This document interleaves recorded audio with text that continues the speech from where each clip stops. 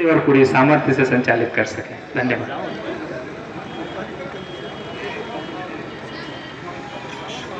एक बार प्रेम से और जोर से बोलिए, धर्म की अधर्म का, प्राणियों में विश्व का, हर हर महादेव। बोलिए सद्गुरुदेव भगवान की, भारत माता की। मंच पर विराजमान आदरणीय क्षेत्र प्रचारक जी, आदरणीय प्रांत संघ चालक जी, आदरणीय नगर संघ चालक जी और मेरे सम्मुख विराजमान भोगांव के विधायक जी सहित सभी लोग, मैं आप सबको इस पावन मंच से वंदन करता हूं।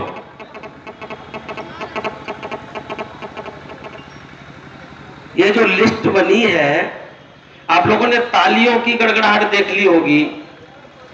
तालियां तो जबरदस्ती जिला प्रचारक जी ने बजवा दी। वास्तव में हमारे जो लोग बैठे हैं बहुत ही समझदार हैं।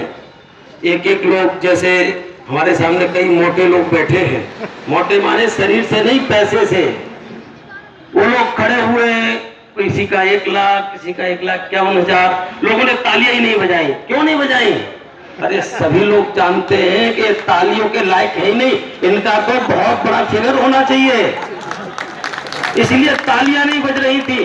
अब चूंकि जिले का प्रतिनिधित्व तो जिला प्रचारक जी करते हैं, तो उनकी आज्ञा का पालन भी करना था, तो बलात् लोगों ने तालियां बजा दी। भाइयों, आप लोग कुएं का पानी पिए होंगे, कुआं तो देखे ना आप लोगों ने, उस शहरों में नहीं है।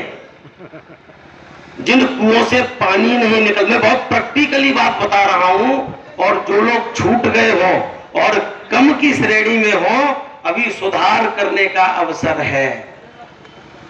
कुएं का पानी, जिन कुओं का पानी नहीं निकलता, क्योंकि मैं ग्राम्य क्षेत्र से हूं, मैं जानता हूं अच्छी तरह, जिन कुओं का पानी कभी नहीं निकलता, उन कुओं का पानी जानवर भी नहीं पीते, और यदि कोई पी लेगा तो बीमार पड़ जाएगा। ये बात ठीक है कि नहीं मानिक चंद जी? तो किसी कवि ने बहुत बढ़िया कहा है कि अगर मंजूर है धन रक्षा तो धन वालों बनो दानी, और कुएं से जल न निकलेगा तो सड़ जाएगा सब पानी। यदि पानी खराब है कुएं का, तो आप, उसकी एक विधा है उसको पवित्र करने की, उस कुएं के पानी को निरंतर निकालिए, अपनी भूमि को सींचिए। पानी जब निरंतर निकलता रहेगा तो वह पानी पीने के योग्य हो जाएगा, और पानी नहीं निकलेगा तो पानी पीने के योग्य नहीं होगा। इसी तरह से हमारे आपके पास जो संपत्ति है, संपत्ति परमात्मा की दी हुई है, और यदि आप उसका सही विनियोग नहीं करते तो वह संपत्ति भी उसी पानी की तरह है, यदि नहीं निकलेगी तो वह किसी के योग्य नहीं होगी। मैं छोटा सा उदाहरण आपको दूंगा। वैसे एक बात बताऊं, ये लिस्ट बनने से पहले लिस्ट के साथ मुझे बिठाना चाहिए था। मैंने जिला प्रचारक जी से कहा है कि लिस्ट सही नहीं बनी है। मैं अपने क्षेत्र प्रचारक जी से निवेदन करना चाहता हूं, सच्ची बात तो यह है कि हमारे यहाँ सामने लोग जितने बैठे हैं, इनमें एक एक ऐसे तगड़े आसामी हैं कि वह केवल खड़े हो जाए, हमारा कार्यालय अपने आप बन जाएगा। लेकिन हमें डोर टू डोर जाकर, अभी तो जिन भाइयों ने अपने मन से अपनी जो राशि लिखाई है, इसको दूनी तो हम जाकर के करा लेंगे, क्योंकि हम रजिस्टर्ड भिखारी है। हम जो आपके सामने बैठे हैं, हरिहरानंद सरस्वती, हमारा रजिस्ट्रेशन रजिस्टर्ड भिखारियों में है, और भिखारी जिस ढंग से मांग लेते हैं दूसरे लोग नहीं मांग पाते। तो मैं एक निवेदन करूं, हमारे जो बैठक हुई है उसमें हम लोगों ने निर्णय लिया है कि हम, आप लोगों ने जो बड़ी बड़ी राशि लिखाई है, बड़ी राशि उसमें कहने के लिए मेरे हिसाब से बड़ी राशि नहीं है। और जैसे गुप्ता जी सामने बैठे हैं, पार्टी, इतनी बड़ी पार्टी के अध्यक्ष हैं, शरीर भी मोटा, पैसा भी मोटा, और राशि बहुत छोटी। मतलब मैं मंच से कह रहा हूं, बुरा मत, मैं एक नाम ले रहा हूं, बुरा न लगे किसी को, एक सामने है इसलिए कह दिया मैंने। और दोनों गुप्ता बात कर रहे हैं, दोनों गुप्ता खड़े हो जाए, योगेंद्र गुप्ता और आलोक गुप्ता, तो हमारा कार्यालय अपने आप बन जाए। खैर, लेकिन ये लोग बढ़ाएंगे भी, हमें पोडियम भी। एक बार आप लोग बढ़िया से तालियां बजा दो। हाँ, तो मैं ये निवेदन करूं कि हमारे जो संघ की बैठक हुई है नागरिक बंधुओं के साथ, उसमें निर्णय लिया गया है कि हम लोग डोर टू डोर जाएंगे। जो भाई 200 रुपया देंगे, 100 रुपया देंगे, 50 रुपया देंगे, उस रुपए को भी स्वीकार करके इस भवन में, ये भवन नहीं है, ये हमारा हिंदुत्व का पावन मंदिर है, हम अपने हिंदुत्व के पावन मंदिर को बनाने जा रहे हैं भाइयों, इसमें जी खोल करके दान दीजिए। मैं यहां से अपील करता हूं, भाई साहब ने कहा कि निरंतर चलता रहे, देखो हमारे मंच संचालक ने यह आश्वस्त कर दिया कि निश्चित रूप से निरंतर चलता रहेगा, और आपने जो निश्चित समय सीमा दी होगी उससे पहले हम अपने इस मंदिर का, अपने इस पावन मंदिर में देवताओं का स्थापन करेंगे। ये हिंदुत्व का दिव्य मंदिर है।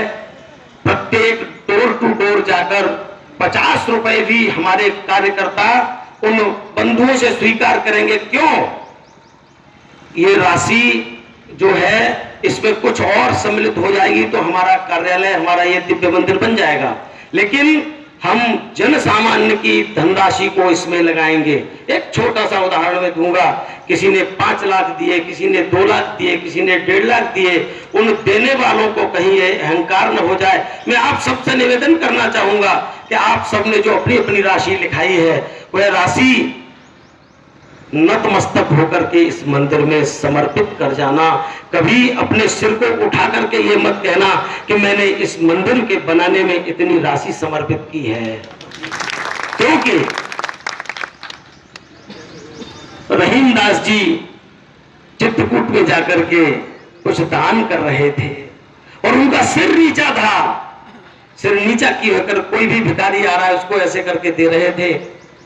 किसी ने पूछा कि आप दे रहे हो, सिर उठा करके क्यों नहीं दे रहे, जो आने वाला है उसको देख करके क्यों नहीं दे रहे? तो रहीमदास जी ने बड़ा प्यारा दोहा बोला, देनहार कोई और है, देत रहत दिन रैन, और लोग भरम हम पर करें, तासों नीचे नैन। मेरे नैन इसलिए नीचे है, मैं निम्न दृष्टि इसलिए रखा हूं कि लोग मुझे दानी न समझ लें, जबकि सच्ची बात यह है कि मेरे पास जो कुछ है सब कुछ परमात्मा का दिया हुआ है। प्यारे भाइयों, ये जो दिव्य मंदिर बनने वाला है, ये हिंदुत्व का मंदिर बनने वाला है। आपको किसी को अहंकार न हो जाए, इसके लिए मैं 1 मिनट में एक संस्मरण सुनाऊंगा महामना मालवीय जी के जीवन का। पंडित मदन मोहन मालवीय जी बीएचयू के संकल्प के साथ हिंदू यूनिवर्सिटी का मैं निर्माण करूंगा, इस संकल्प के साथ समाज में लग गए और हमारी तरह वह मांगने लग गए।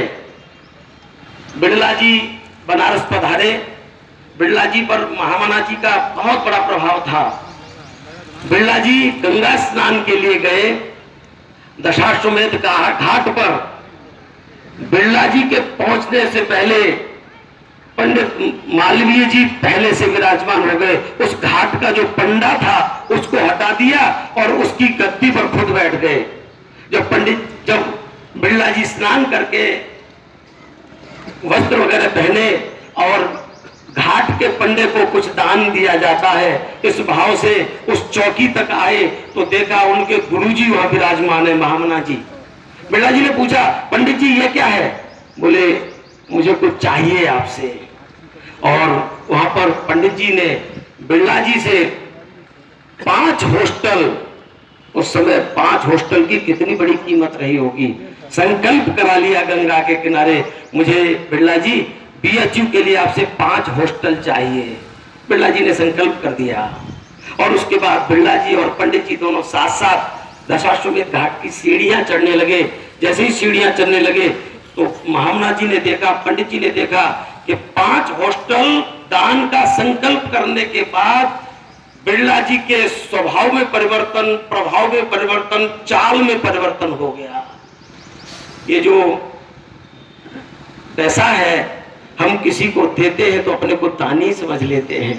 थोड़ी देर के लिए बिड़ला जी की चाल में परिवर्तन हो गया। इतना बड़ा महापुरुष, लेकिन अपने को नहीं संभाल पाए। सीढ़ी पर चढ़ती हुई चाल को पंडित जी ने पहचाना। पंडित जी ने तुरंत सोचा, मैं इनका गुरु हूं और इनके अहंकार का शमन होना चाहिए। पंडित जी ने तुरंत अपना दुपट्टा उतारा और झोली फैला दी उन भिक्षुकों के सामने जो दशाश्वमेध घाट पर दोनों तरफ इधर किनारे और उधर किनारे भिक्षुक बैठ करके स्नानार्थियों से दान मांग रहे थे, भिक्षा मांग रहे थे। 1 रुपया दे दो, 2 रुपया दे दो, रोटी दे दो, भोजन दे दो।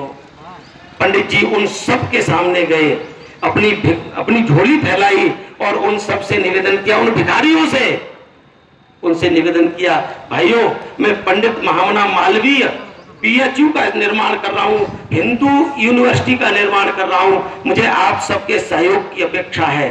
किसी ने 1 रुपया, किसी ने 2 रुपया और किसी भिखारी ने सुबेरे से लेकर जितना मिला था पूरा का पूरा लौट दिया।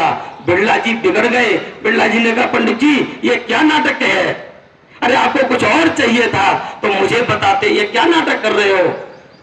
पंडित जी ने कहा, बिरला जी, बिरला जैसे सेठों को ये अहंकार न हो जाए कि PHU में केवल इन सेठों का पैसा लगा है, इन श्रीमानों का पैसा लगा है, ये अहंकार न हो जाए। इसके लिए मैं इनकी पसीने की कमाई है जो सुबेरे से लेकर भिक्षा मांग रहे हैं, इनका 1 पैसा, 2 पैसा, 5 रुपया इनसे मांगकर मैं अपने उस हिंदू यूनिवर्सिटी मंदिर में लगाऊंगा, उस पावन यूनिवर्सिटी में लगाऊंगा, जिससे ये बेचारे कभी उस बिल्डिंग की तरफ देखेंगे, उस दिव्य मंदिर की तरफ देखेंगे तो इनको भी लगेगा कि हमारे भी 5 रुपए इस मंदिर में लगे हैं।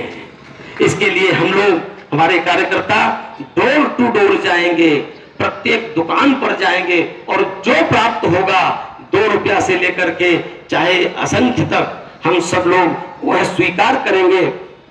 और मैं आप सबसे ये निवेदन करूंगा, मैंने प्रारंभ में दोहा बोला था गुप्ता जी, याद नहीं होगा तो मैं लिख के घर पे पहुंचा दूंगा।